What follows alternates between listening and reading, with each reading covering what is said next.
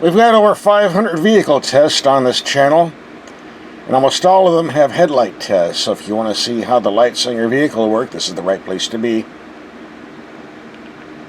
Looks like Mercedes sent us an EQE electric car to drive. 97 grand for this baby. We already did a full road test on this, posted on YouTube. Here we're doing night drive and headlight test only. We'll have a link for the other road test at the end of this video. So let's see if these LEDs work well. Alright, starting up, let's see how these headlights perform. Here's what the rears look like. Long enough and bright enough. I see the emergency blinkers are separate. Not very big. Got some blinkers on the mirror. And kind of hard to see with the headlights on. Now with the headlights off, that's much better. And the rear. And when you open the door, get inside, the Mercedes-Benz logo on the rocker panel so you remember what you're driving. And you have the Mercedes emblem lighting up on the pavement. Oops. I was going to show you the Mercedes emblem from the headlights, but it disappeared. And the door handles light up too. Also with the Mercedes-Benz logo, so you don't forget what you're getting into. And the interior light does a pretty good job of lighting up the cabin. Now for the headlight test. There's some drunk that doesn't want to get out of the way. Low beams. Very bright, but not very high. And see, we have the 50-50 split LED types I don't care for. Can't see anything on the top half. Let's go to high beam. Not very high. Not looking very promising here. Let's go up to 70 yards. Low beam. Not very strong. High beam.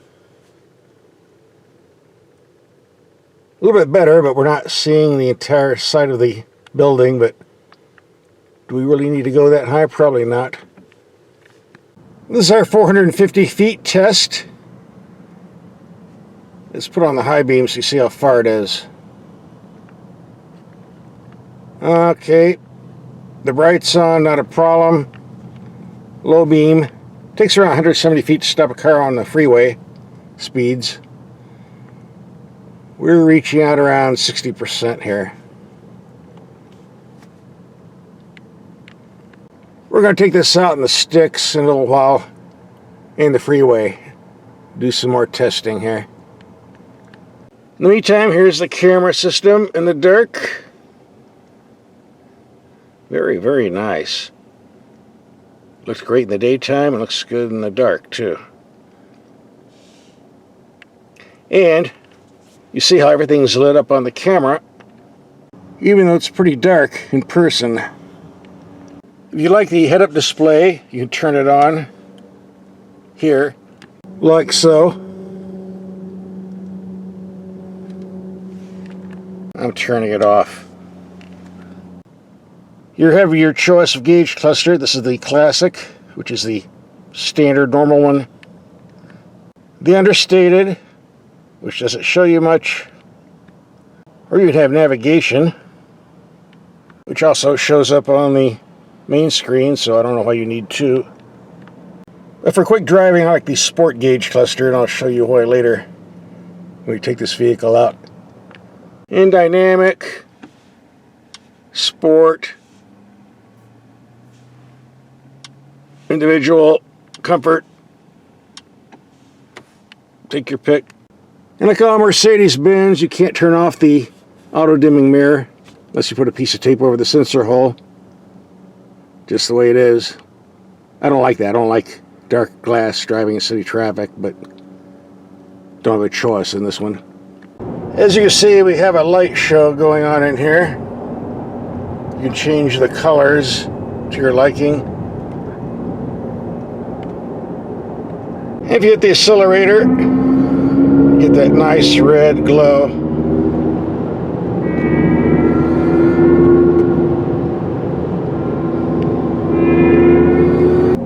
There's a lot of wildlife out here, so you need a good set of lights. With the high beams on, not a problem. Go to low beam though, you see the big cutoff. I don't like this. There could be a deer out there, and you wouldn't see it till the last minute. So on roads like this, high beams are just mandatory, and that's all there is to it. Yep, on these back roads, there just isn't enough light on low beam. Got to turn on the brights. Like so. Low beam, high beam. So let's close this out with a bit of freeway driving.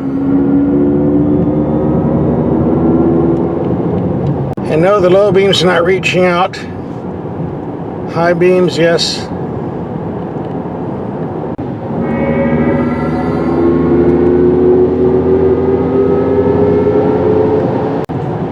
Low beam. Yeah, the brights are reaching out. Go to lows, go to highs. I guess these are okay for freeway driving as long as you're on level ground, which you usually are on the expressway.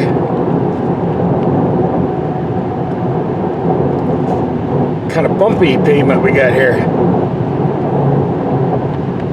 And another construction zone.